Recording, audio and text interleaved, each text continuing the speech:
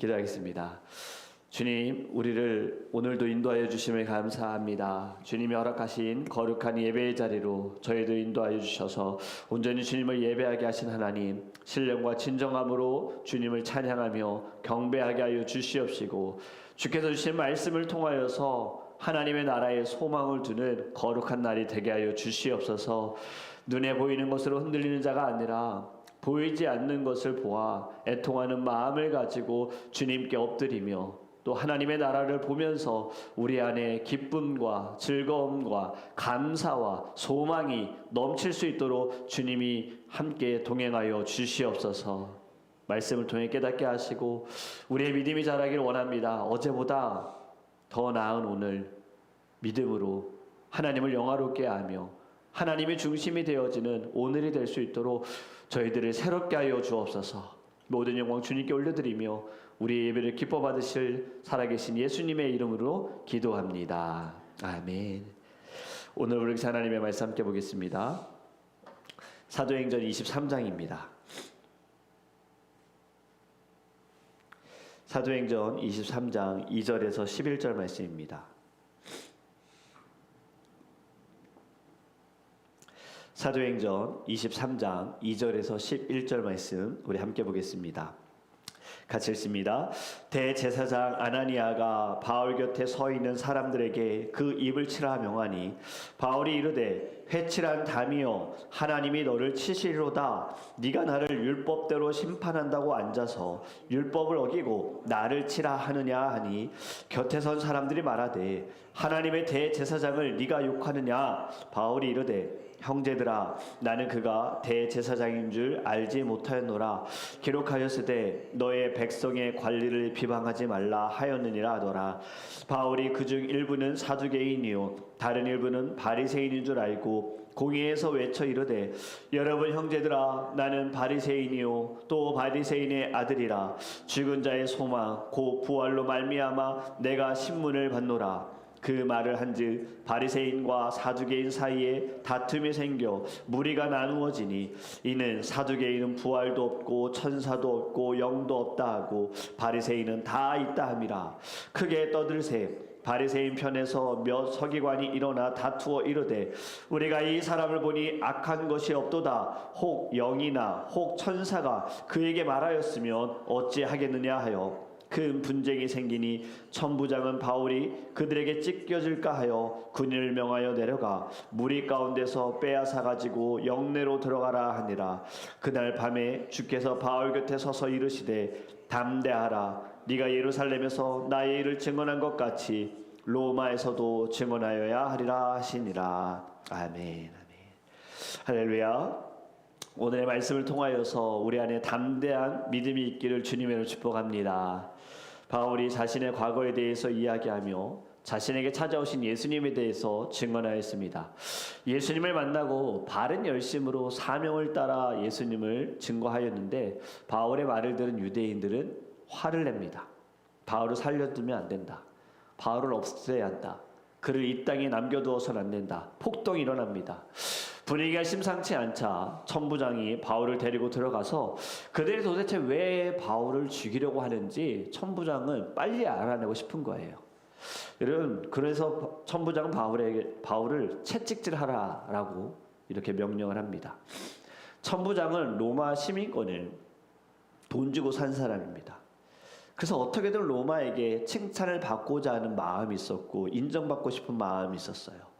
어쩌면 천부장의 자리까지 올라온 것도 돈을 주고 올라오지 않았을까라는 생각이 들 정도입니다.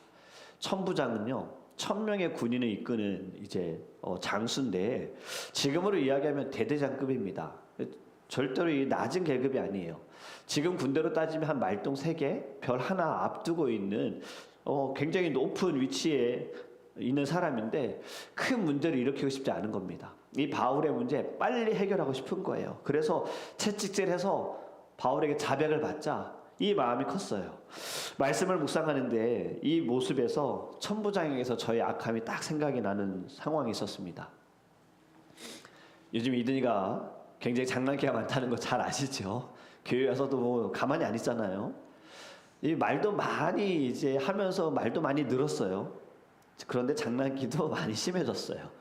그리고 반대로 말하는 경우들도 많습니다. 자기의 마음과는 상관없이 뭐 하자 그러면 안 해, 가자 그러면 안 가, 이렇게 말하는 경우들이 있는데, 때로 이제 빨리빨리 좀 하고 싶은 마음에 이제 이든이가 또 잘못한 상황에 혼을 내야 하는 상황이 있지 않습니까? 근데 그 혼을 내는 상황도 이든이가 분위기를 파악 못하면서 또 장난을 칠 때에 저도 이제 이렇게까지 얘기한 거죠. 너 이제 맴매 맞아야겠다. 매를 갖고 와야겠다. 이렇게 제가 얘기를 한 거예요. 뭐 때리지는 않았지만 그런 액션을 제가 좀 보였어요. 분위기를 좀 만들었어요. 천부장의 모습에서 제 모습이 딱 보이는 거예요. 내가 왜 애를 맴매라고 했을까? 정말 아이의 행동을 바꾸려고 했던 것일까? 아니면 제가 좀 빨리 아이의 행동이 바뀌었으면 좋겠다. 아이가 좀 내 말을 좀 빨리 들었으면 좋겠다.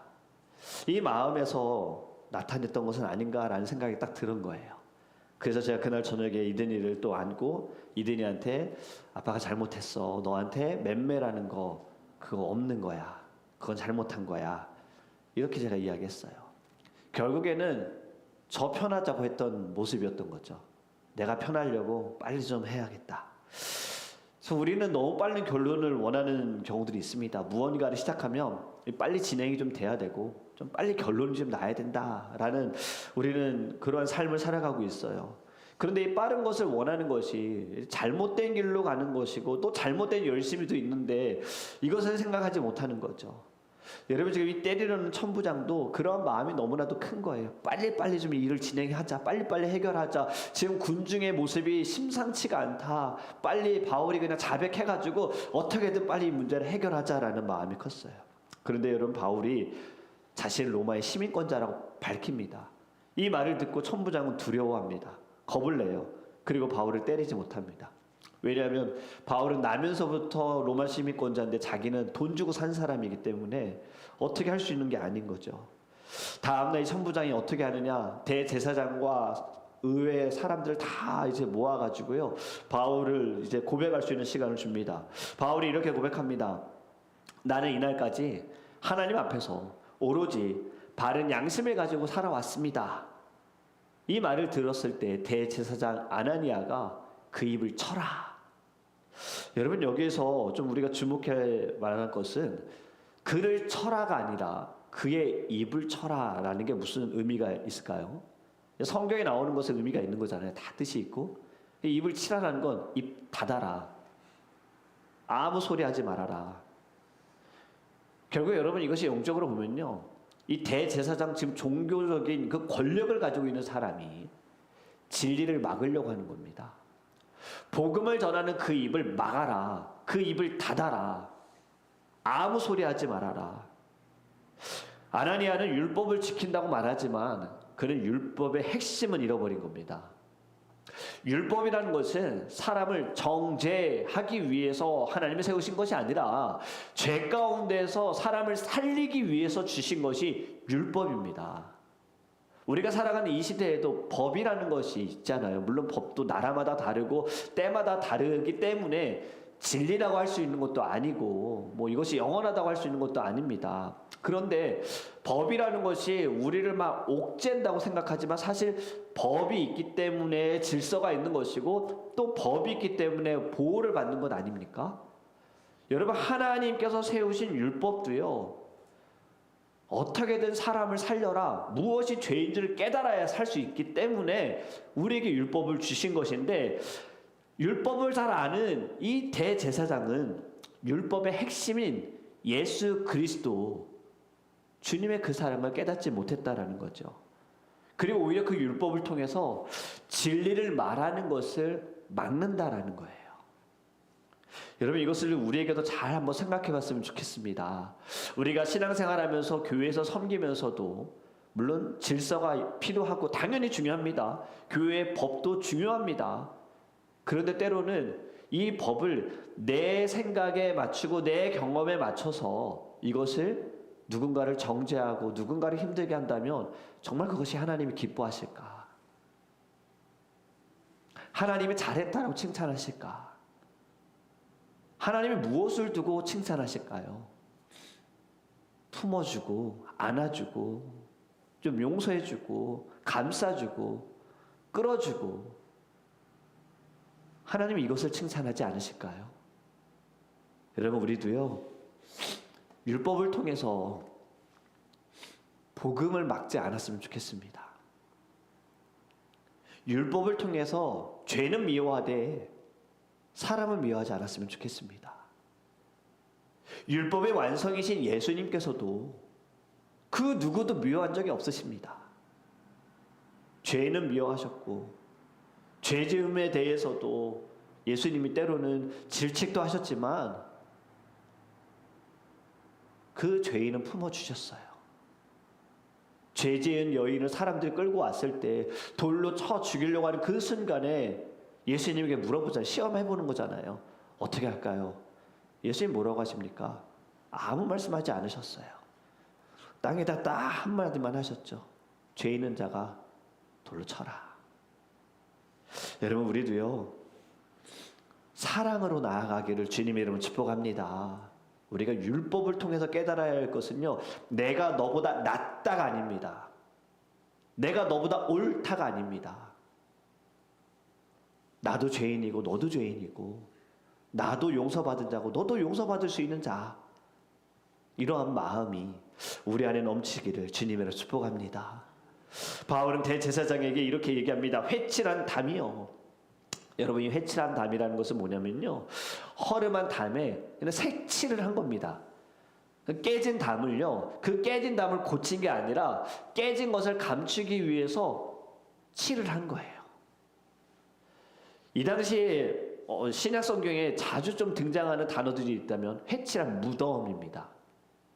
여러분 무덤이라는 것이 알 수가 없는 거예요. 어디가 무덤인지 알 수가 없는, 시간이 지나다 보면은 어딘지를 모르기 때문에 거기에다 칠을 해둡니다. 여기 무덤이에요. 왜냐하면 유대인들은 부정한 것을 만져서는 안 되기 때문에 거기를 발라두는 거예요.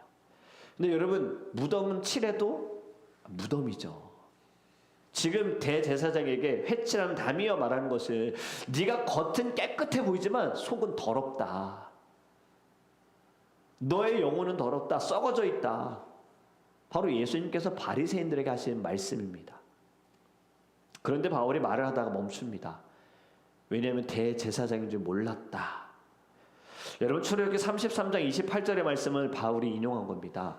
출애굽기 33장 28절에 너는 재판장을 모독하지 말며 백성의 지도자를 저주하지 말지니라. 지금 바울은 자기의 내가 맞아 이것을 가지고 막 밀어붙이지 않습니다. 말하는 가운데에도 회칠한 담이여라고 말했다가 대제사장인지 몰랐어요. 멈춥니다. 왜냐하면 질서를 존중한 거예요. 자신의 생각이 맞고 자신의 뜻이 맞아도요 바울조차도 율법을 지켜가면서 질서를 유지한 겁니다. 여러분 우리도요 사랑의 질서를 세워가기를 간절히 원합니다. 주님께서도 질서, 이 땅에 오셔서 주님이 율법의 완성이시지만 주님도 율법을 다 지키셨습니다. 율법을 폐하러 오셨다라고 말씀하지 않으셨잖아요. 여러분 그렇게 우리도요 하나님이 세우신 정한 법들 우리도 지켜가며 사랑으로 우리가 나아가기를 주님의 이름으로 축복합니다.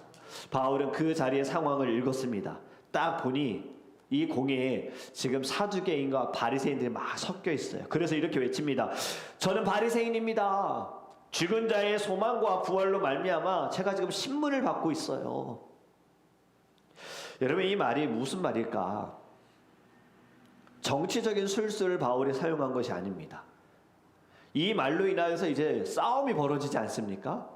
왜 싸움이 벌어지느냐? 사두개인은 부활도 믿지 않고 영도 믿지 않습니다. 영혼도 믿지 않습니다. 천사도 믿지 않습니다. 하지만 바리새인은 다 믿거든요. 지금 이 하나의 중요한 이 주제를 바울이 던진 거예요. 이 일로 인하여서 지금 싸움이 심하게 벌어졌고 막 서기관들이 다툼이 일어났다 이렇게 이야기하잖아요. 그런데 이것이 바울이 싸움을 일으키려고 말하는 것이 아니라 바울은 거짓말하지 않았습니다. 여러분 죽은 자의 소망과 부활 누굽니까? 예수님을 이야기한 거잖아요. 예수님께서 죽으셨고 그분은 부활하셨다. 3일 동안 무덤 가운데 계셨지만 말씀하신 대로 부활하셨다. 이 이야기를 한 겁니다. 이 말로 인하여서 지금 싸움이 일어났어요. 바울은 복음의 핵심을 말한 겁니다. 부활. 예수님이 나를 위해 죽으셨고 그분은 부활하셨다. 이것이 복음인 거예요. 여러분, 이 일로 인해 사람들이 막 난리가 나고 바울도 위험한 상황에 처해져 있어서 천부장이 군인을 보내가지고 바울을 보호해서 데리고 나옵니다. 이 모든 혼란이 왜 일어났을까? 여러분, 하나님은요 바울을 향한 하나님의 뜻을 지금 계속해서 보여주신 거예요. 그래서 11절 아주 중요한 핵심의 말씀, 마지막에 이렇게 말씀합니다. 그날 밤에 주께서 바울 곁에 서서 이르시되 담대하라. 네가 예루살렘에서 나의 일을 증언한 것 같이 로마에서도 증언하여야 하리라 하시니라. 아멘. 아직은 바울이 죽을 때가 아니었던 겁니다. 바울을 하나님께서는 로마로 이끌어 가시기 위한 하나님의 뜻이 있었던 거예요.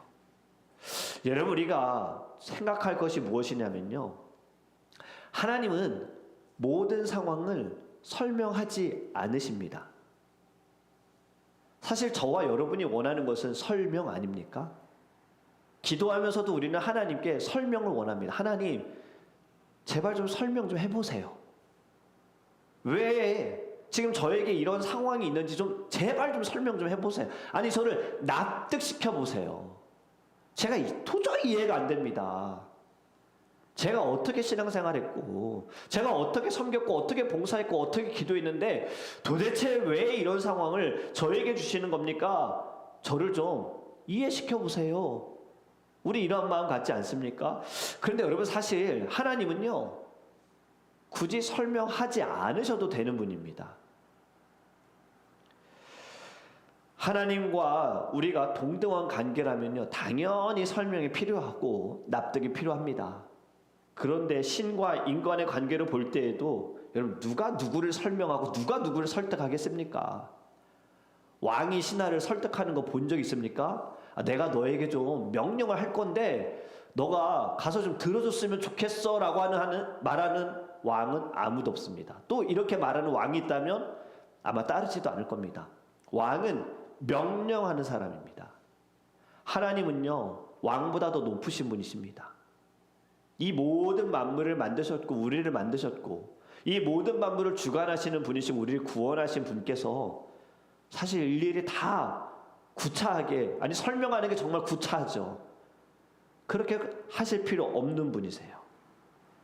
부모와 자녀의 관계에 있어서도 여러분, 부모가 자녀에게 다 설명하지 않아요. 하나님께서도 바울에게 한 번도 너에게 왜 이러한 일이 일어났는지, 너가 왜 맞아야 하는지, 네가 왜 감옥에 갇혔는지, 너가 왜 오해받아야 하는지 설명한 적 없으십니다. 하나님의 방법으로 사용하십니다. 그게 무엇일까요? 곁에 서서입니다.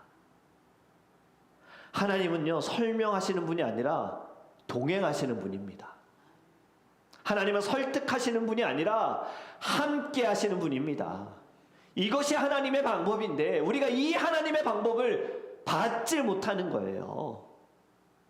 그래서 이 세상의 사람들처럼, 세상의 방법처럼 나를 납득시켜 보세요. 이해시켜 보세요. 설명해 보세요. 여러분, 그런데 또 한 가지 아셔야 할 것은요, 하나님은 설명하고 계십니다.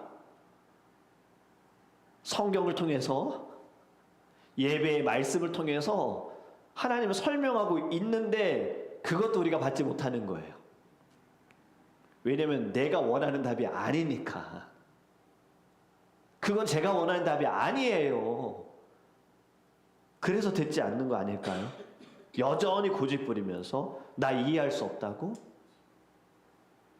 여러분, 하나님은요 처음부터 계속해서 끊임없이 성경을 통해서 우리에게 이미 말씀하여 주셨고, 그리고 가장 귀한, 가장 중요한, 그리고 그 누구도 하지 않는 하나님의 방법, 우리와 함께 하심을 여러분 깨닫기를 주님의 이름으로 축복합니다. 고난의 한복판인 광야에서도 하나님은 함께 하시고, 풍랑이 일어서 쓰러져가는 물에 빠져 죽어가는 그 가운데에도 하나님은 멀리서 야 나와라 힘내라가 아니라 하나님 직접 물에 뛰어드셔서 우리를 건져주신다라는 거예요. 여러분, 함께 하시면서 하시는 말씀이 바로 담대하라입니다. 담대하라. 이 말씀은 모세에게도 여호수아에게도 하신 말씀이지요. 두려워 말라, 내가 너와 함께함이라. 놀라지 말라, 나는 너의 하나님이 됨이니라. 나의 강하고 의로운 오른손으로 너를 붙들리라. 할렐루야. 여러분, 이것이 하나님의 방법입니다. 바울이 자신을 죽이는 사람들 앞에서, 감옥에서 돌을 맞는 그 가운데에도 두려워하지 않을 수 있었던 이유, 담대할 수 있었던 이유, 바로 이겁니다. 하나님이 나와 함께 하신다. 하나님이 지금 나를 지켜보고 계시고 나를 붙들어 주신다. 이미 하나님께서 품어주셨기에, 함께 하시기에 사람 앞에서, 특히 악한 사람들의 위협 가운데에도 바울은 무너지지 않고 담대함으로 복음을 전했습니다. 오늘 이 아침에 주님께서 우리에게도 동일하게 말씀하십니다. 가정에서 쓸쓸히, 그리고 때로는 어렵게 믿음을 지키고 있는 분들에게, 그리고 일터에서 타협을 해야 하는 상황 가운데에도 타협하지 않고 믿음을 가지고 있는 분들에게, 교회 안에서 섬기면서 때로는 오해를 받는 사람들에게도 하나님은 말씀하십니다. 담대하라, 내가 너와 함께하니라. 여러분, 담대하라, 조금만 참아라, 인내하라가 아닙니다. 너의 길은 틀리지 않았어. 내가 인도하는 길로 지금 너는 잘 가고 있는 거야. 여러분, 흔들려도 맞아도 오해를 받아도요, 하나님의 이야기는 아직도 진행 중입니다. 오늘 우리가 서 있는 자리가 끝이라고 여겨지는 그때에도 끝이 아닙니다. 주님이 여러분과 함께 하시면서 여러분 안에 담대한 마음을 주실 줄 믿습니다. 아직 끝나지 않았습니다. 주님이 함께 하세요. 오늘도 이 마음 가지고 주님을 기쁘게 하는, 또 우리 안에도 감사가 넘치는 거룩한 날이 되기를 주님의 이름으로 축복합니다. 이제 우리 함께 기도하기 원합니다. 여러분, 첫 번째로 함께 기도하기 원하는 것은요, 오늘의 말씀을 기억하면서 먼저 주님, 우리 안에 다시 하나님의 뜻을 깨닫게 해주세요. 자꾸 저희들은 설명을 원했고 설득을 원했고 납득을 원했습니다. 하지만 하나님의 방법은 일일이 설명하시는 분이 아니라 함께 하시는 분, 하나님 마음이 다시 우리 깨달아지게 해주세요. 그리고 하나님은 계속해서 설명해 주고 계셨습니다. 설교를 통해서, 성경을 통해서, 말씀을 통해서 하나님, 제 귀가 듣는 귀가 되어져서 제 안에 담대한 마음이 있게 해주세요. 내 안에 믿음이 아버지 자라게 해주세요. 어떠한 상황에도 흔들리지 않게 해주세요. 풍랑 가운데도 나와 함께 하신 하나님,